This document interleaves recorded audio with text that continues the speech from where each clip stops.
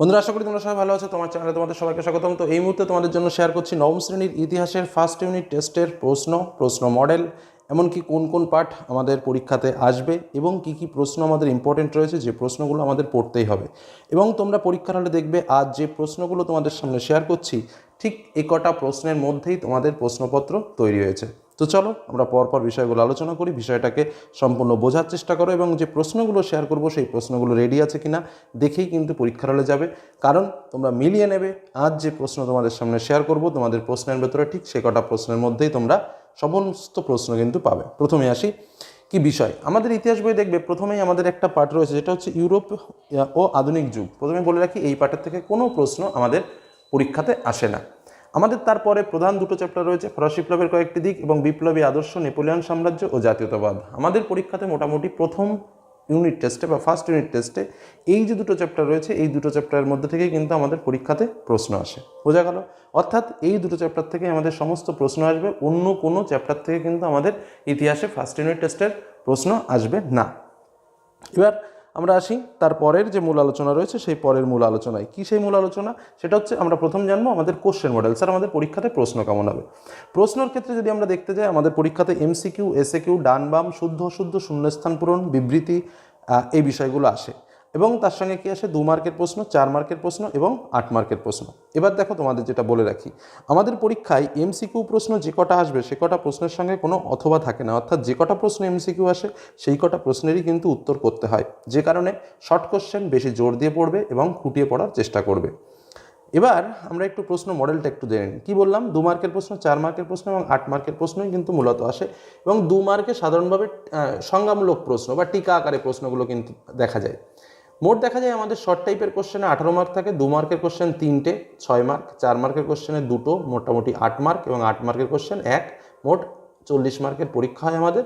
এবং 10 mark project থাকে, আর তার সঙ্গে আমাদের সময় থাকে এই 1 ঘন্টা 30 মিনিট এই 40 মার্কের পরীক্ষার জন্য। এবার এই যে প্রশ্ন মডেলটা তোমাদের সামনে তুলে ধরলাম, এই প্রশ্ন মডেলেই যে প্রশ্ন হবে সেটা কিন্তু কোনো কথা নয়। কারণ তোমরা সবাই জানো যে ফার্স্ট ইউনিট টেস্টের প্রশ্ন কিন্তু তোমার যিনি স্যার বা যিনি ক্লাস নেন তিনিই কিন্তু করেন। অর্থাৎ তিনি ব্যক্তিগত কারণে বা তিনি তার ইচ্ছা অনুযায়ী কিন্তু এই প্রশ্ন মডেলের পরিবর্তন ঘটাতে পারেন। অর্থাৎ তিনি ধরো মনে করলেন যে আমি এই 2 মার্কের কোশ্চেন এখানে 2টো দেবো, এখানে শর্ট কোশ্চেন আমি 18টা না করে 16টা করবো, 4 মার্কের কোশ্চেন একটা বাড়িয়ে দেবো, সেটা কিন্তু তিনি করতেই পারেন, এটা নিয়ে কোনো সমস্যা নয়। এবার আমরা আসবো মূলত আমরা কোন কোন বিষয়গুলো পড়বো বা কোন কোন প্রশ্নগুলো আমরা পড়বো।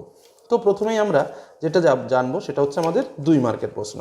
তো কয়েকটি প্রশ্ন তোমাদের সামনে বলছি। প্রথমে যে প্রশ্নগুলো দেখো রেডি করে রেখেছো কিনা। প্রথম প্রশ্ন, লিপজিগের যুদ্ধকে জাতিসংঘের যুদ্ধ বলে কেন? কিছু টিকা, করভি, গ্যাবেল, ভিংটিয়ামে, অভিজাত বিদ্রোহ, দৈবরাজতন্ত্র, আসিয়ারিজম, টেনিসকোটের শপথ। দেখো তোমাদের বলে রাখি, এখানে কিছু কিছু পয়েন্ট রয়েছে, যেমন অভিজাত বিদ্রোহ, দৈবরাজতন্ত্র, আসিয়ারিজম, টেনিসকোটের শপথ খুব খুব ইম্পর্টেন্ট। এই যে যেমন ধরেন টেনিসকোটের শপথ, আমি তোমাদের গ্যারান্টিতে বলে দিচ্ছি, তোমরা যে কজন ক্লাস 9-এ ফার্স্ট ইউনিট টেস্টে পরীক্ষা দেবে, ম্যাক্সিমাম স্কুলে 90% স্কুলে এই প্রশ্নটা পরীক্ষাতে পাবে, টেনিসকোটের শপথ কি। সেটা 2 মার্কে আসুক বা 4 মার্কে আসুক। যে কারণে এই সমস্ত প্রশ্নগুলোর বা যে কোনো টিকাগুলো সবসময় সংজ্ঞামূলক বিষয়, উদ্দেশ্য, গুরুত্ব, বা বৈশিষ্ট্য বা তার ক্রিয়াকলাপ, এই সব পার্টগুলো একটু আলাদা আলাদা পার্টলি ভালো করে পড়ে রাখবে। কেন? কারণ যাতে 2 মার্কের প্রশ্ন আসলেও ভালো করে লেখা যায়, আবার এই প্রশ্নটা যদি 4 মার্কে কোনো কারণে দিয়ে বসে সেটাও যেন লিখতে পারো। এই প্র্যাকটিসটা কিন্তু এখন থেকেই করে রাখবে, তাহলে সেকেন্ড ইউনিট টেস্ট, ফাইনাল, এমনকি মাধ্যমিকেও কিন্তু সবসময় কাজে লাগবে। নেক্সট, জ্যাকোবিন কারা সন্ত্রাসের রাজত্বকাল সম্পর্কে লেখো। এই যে সন্ত্রাসের রাজত্বকাল, সেটাও কিন্তু ঠিক সেই লেভেলের একটা প্রশ্ন। টিকা লেখো, জাতীয় সভা, প্যারিস কমিউন, বুর্জোয়া বিপ্লব, কোড নেপোলিয়ন এবং পোড়ামাটির নীতি। খুব খুব ইম্পর্টেন্ট প্রশ্ন। নেক্সট, ডাইরেক্টরি শাসন ব্যবস্থা কি? শতদিবসের রাজত্ব বলতে কি বোঝো? ভেরি ভেরি ইম্পর্টেন্ট প্রশ্ন এই প্রশ্নটা, শতদিবসের রাজত্ব। তার সঙ্গে কনফেডারেশন অফ রাইন কি? টিকা, পিরামিডের যুদ্ধ, নীল নদের যুদ্ধ, ওয়াটারলির যুদ্ধ, মহাদেশীয় অবরোধ ব্যবস্থা কি? এই হলো আরেকটা প্রশ্ন, যেটা এইটা প্রশ্নের মতো, টেনিসকোটের শপথের মতো। মানে এই যে টেনিসকোটের শপথ, মহাদেশীয় অবরোধ ব্যবস্থা, অর্ডারস ইন কাউন্সিল, পিরামিডের যুদ্ধ, কনফেডারেশন অফ দ্য রাইন, শতদিবসের রাজত্ব, এদিকে কোড নেপোলিয়ান, তারপরে তোমার সন্ত্রাসের রাজত্বকাল, আসিয়ারিজম, দৈব রাজতন্ত্র, টেনিসকোটের শপথ, অভিজাত বিদ্রোহ। এই প্রশ্নগুলো ঘুরে ফিরে তোমরা পরীক্ষাতে পাবেই পাবে, এটুকু একদম নিশ্চিত থাকতে পারো। যে কারণে এই যে কটা প্রশ্ন বললাম 2 মার্কের জন্য, কোনো প্রশ্ন বাদ না দিয়ে অবশ্যই রেডি করে রাখবে। নেক্সট, 4 মার্কের কিছু প্রশ্ন বলি, যে প্রশ্নগুলো অবশ্যই রেডি করে যাবে। প্রথম প্রশ্ন, ফরাসি কর ব্যবস্থা বর্ণনা করো। খুব খুব খুব ইম্পর্টেন্ট প্রশ্ন। দ্বিতীয় প্রশ্ন, ফরাসি বিপ্লব পূর্ববর্তী সমাজ ব্যবস্থা বর্ণনা দাও। তৃতীয় প্রশ্ন, বাস্তিল দুর্গ পতনের কারণ কি। পরবর্তী কোশ্চেন, ফরাসি সংবিধান সভার মানুষ ও নাগরিকের অধিকারের ঘোষণাপত্রটি কী ছিল। আচ্ছা, নেক্সট, নেপোলিয়ান কিভাবে ক্ষমতা দখল করেছিল। ফরাসি বিপ্লবের আদর্শগত সংঘাত ব্যাখ্যা করো। নেপোলিয়ানের মস্কো অভিযানের ফলাফল আলোচনা করো। চতুর্থ শক্তিজোট কিভাবে গঠিত হয়। দেখো, যে কটা প্রশ্ন বললাম, কেউ যদি মনে করো আমি এই প্রশ্নগুলো পড়বো না, তাহলে তার কপালে বিপদ আছে। একদম পরিষ্কার কথা, শুনতে খারাপ লাগলেও এটা বাস্তব। নেক্সট, ফ্রান্সের ইতিহাসে মহাতঙ্ক কোন সময়কে বলা হয়। নতুন ফরাসি সংবিধান সভা সম্পর্কে আলোচনা করো। ফিজিওক্র্যাট অর্থনীতিবিদদের মূল বক্তব্য কী ছিল। অভিজাত বিদ্রোহের কারণ ও ফলাফল আলোচনা করো। এই যে প্রশ্নগুলো বললাম 4 মার্কের জন্য একদম ফুলফিলভাবে রেডি রাখবে। নেক্সট আসি 8 মার্কের প্রশ্ন। আশা করা যায় প্রথম যে 3টে প্রশ্ন আমি বলবো, 4টে প্রশ্ন, এই 4টে প্রশ্নের ভেতরেই তোমরা পরীক্ষাতে কমন পেয়ে যাবে। তবুও অন্যান্য যে প্রশ্নগুলো বলবো সেই প্রশ্নগুলোও দেখে রাখবে, কারণ এই 8 মার্কের প্রশ্নগুলো এমন যে এটা যে শুধু 8 মার্কে আসবে সেটা নয়, এটা দেখা গেল 4 মার্কের প্রশ্নও দিয়ে দিল। ধরো দিয়ে দিল ফরাসি বিপ্লবের কারণ ও ফলাফল আলোচনা করো, মোস্ট ইম্পর্টেন্ট প্রশ্ন। এবং 8 মার্কে আসার জন্য এই যে আমি তোমাদের বলি বা ছাত্রছাত্রীদের বলি যারা খুব ক্লোজ, তাদেরও আমি বলি যে এই প্রথম 4টে প্রশ্ন পড়লেই একটা 8 মার্কের কোশ্চেন আমরা কমন পাবো, আমরা নিশ্চিত জানি। আমরা যদি অন্য একটাও নাও পড়ি, কিন্তু তোমাদের আমি সেটা বলবো না, আমি বলছি সমস্তগুলোই পড়ো, কারণ পড়লে কোনো ক্ষতি নেই। তবে হ্যাঁ, কেউ যদি বলো স্যার 8 মার্কের কোনটা পড়লে আমি কমন পাবো, তাদের জন্য বলি প্রথম 4টে পড়ো, একটা কোশ্চেন গ্যারান্টি কমন পাবে। কী কী প্রশ্ন? ফরাসি বিপ্লবের কারণ ও ফলাফল আলোচনা করো। ফরাসি বিপ্লবের দার্শনিকদের অবদান আলোচনা করো। ফরাসি বিপ্লবের নারীদের অবদান আলোচনা করো। ফরাসি সমাজের কর ব্যবস্থার বর্ণনা দাও, বা বিপ্লব পূর্ববর্তী ফরাসি সমাজের কর কাঠামো, যেটা আমি 4 মার্কেও দিয়েছি, কিন্তু যেটা 4 মার্কেও আসতে পারে।